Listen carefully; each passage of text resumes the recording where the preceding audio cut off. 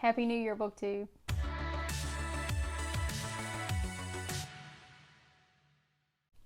So I wanted to pop in and talk about 4 books that I read recently. The first book I want to talk about is The List of Unspeakable Fears by Kasper Kramer, and this is middle grade fiction, which I don't read a ton of. But this one was really interesting to me because it was a bit of a ghost story, a bit of a mystery, but it also had historical fiction elements to it. So it is set in 1910 New York City, and we follow our main character Essie, who is literally afraid of everything, and she keeps a running list of all of these unspeakable fears. And a lot of her anxiety is actually prompted by the death of her father. Her parents are actually Irish American immigrants, so we do see a lot of that historical context pulled into the book about turn of the century immigration and urbanization, tenements, sanitation issues. And we also see the character of Mary Mallon, aka Typhoid Mary, because after her father's death, Essie's mother marries a doctor who is stationed on North Brother Island, which is where Typhoid Mary is quarantined. So that in and of itself was very cool to me because I've never read a piece of historical fiction that talked about or included Typhoid Mary as a character, and I feel like that was very well done. The author also had some notes at the end which talked about how the current COVID-19 pandemic really affected her while she was writing this book. She did not write this book because of COVID-19. She was already writing this book and then COVID happened, and that really made her kind of reassess and rethink some of her preconceived notions about Typhoid Mary, but I feel like she handled that character very well and incorporated some really interesting little historical facts that I did not know. She included the disaster of the sinking and burning of the General Slocum, which actually killed over 1,000 German immigrants in the East River. And that event, as far as casualties go, really rivals the Titanic, but I had never heard of it. And so this brings up a lot of issues as far as immigration goes and discrimination against immigrants and that sort of thing. And in the end of the book, you do get some really cool spooky elements, some mysteries, but there's also a very endearing story about overcoming your fears, the importance of family, and I just loved it. This might be one of my go-to recommendations for my students. The next book I want to talk about, I listened to as an audiobook, and that was The Four Winds by Kristin. And I've been eyeing this book for a while because I love Kristin, and let me tell you, she did not disappoint. This book is set initially in Texas in 1934, and we are introduced to the character of Elsa, who is very neglected and demeaned by her family, and it's in her search for love and acceptance that she ends up becoming pregnant out of wedlock, and she ends up being married in a shotgun wedding to a boy who happens to be Italian American, and so that's how she ends up part of the Martinelli family, Italian Americans that are following the American dream. And of course that American dream involves land ownership and farming the Great Plains. Unfortunately, it's 1934 and we now have a major economic depression and the Dust Bowl. Of course, when I started reading this book, I had that iconic image of the migrant mother photograph taken by Dorothea Lange, and I will say this book goes way beyond those photographs if you've looked at those. This book is a vivid description of what it was like to live in the Dust Bowl era. I drank a gallon of water every day, and reading this book made me want to drink more water. Without giving too many spoilers away, I will say that Elsa's character really is the central figure, and she is the person who really has to grow and fight and scrounge and survive in this book, and she does that mostly for her 2 children.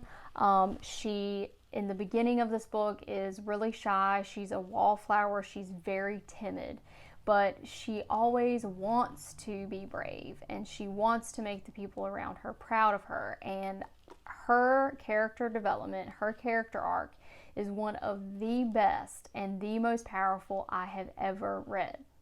I don't really cry over books, but if you are someone who cries, this book may make you cry. I will say the middle of it did get a little slow, but her writing style and her descriptions are so wonderful that it really wasn't a problem for me, and I enjoyed it the whole way through.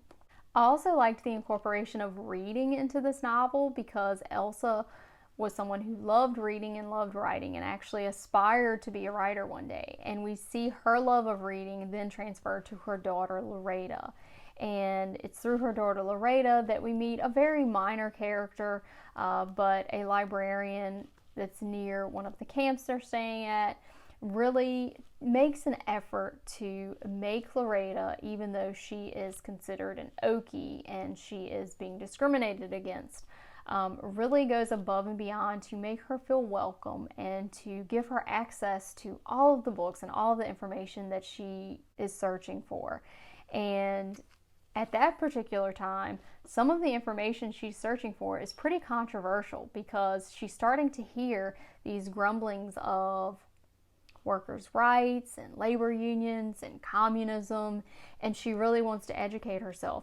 And the librarian, in a very safe, supportive way, gives her some advice about not discussing some of these ideas around people who would be less understanding of those ideas, but also not denying her the information. So it's always a win for me when I see a little bit of a love letter to reading, libraries, librarians, intellectual freedom. You know, that's always a win for me. But this book was absolutely beautiful and I would highly recommend it. The next book that I want to talk about is Ask Me How I Got Here by Kristin Heppermann, and this is a young adult novel written in verse, which I usually love, but this book was not it for me. We follow a main character named Addie who is a running prodigy, and she's on track to get a college scholarship to run cross country. Was that a pun? Yeah, I think it was.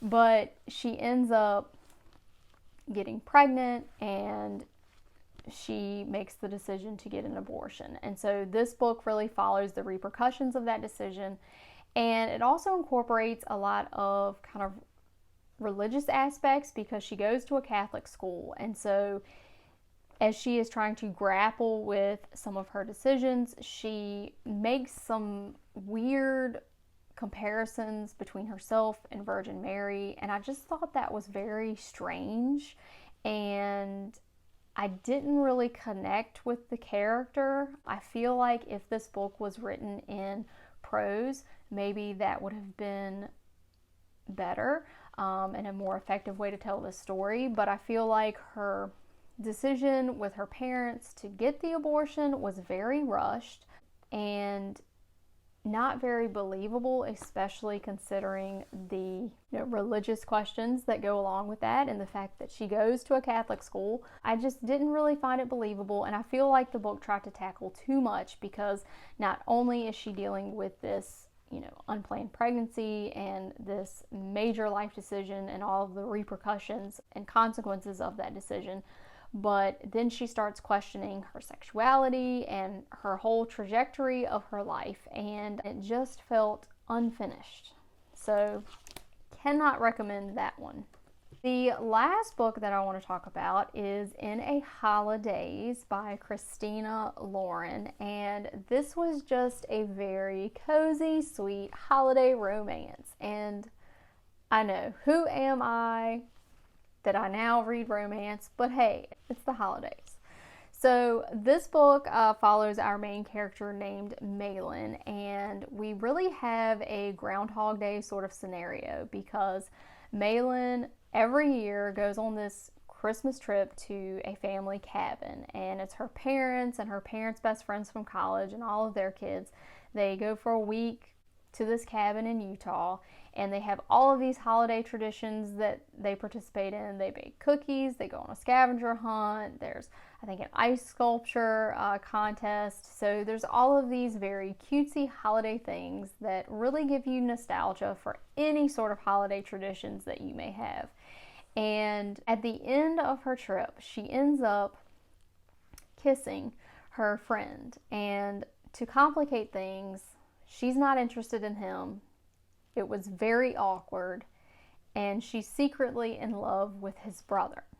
So she's grown up with these people, and it just really puts a cloud over her Christmas vacation. So she has this wish that the universe would really show her what will make her happy and kind of give her a do-over. And she ends up getting that do-over a couple of times, and I really enjoyed this book. And I usually do not like any sort of Groundhog Day scenario because I really didn't like the film with Bill Murray. I'm sorry for Bill Murray fans out there, but I really didn't enjoy that film. And I don't even know if I've seen the whole thing, but I just feel like any sort of Groundhog Day scenario becomes very repetitive and boring. And with this, it was not that way. I was very shocked that I didn't get bored, and there was definitely some cheesy dialogue and some cheesy moments, but I'm not someone who reads romance, so I feel like that sort of thing is to be expected.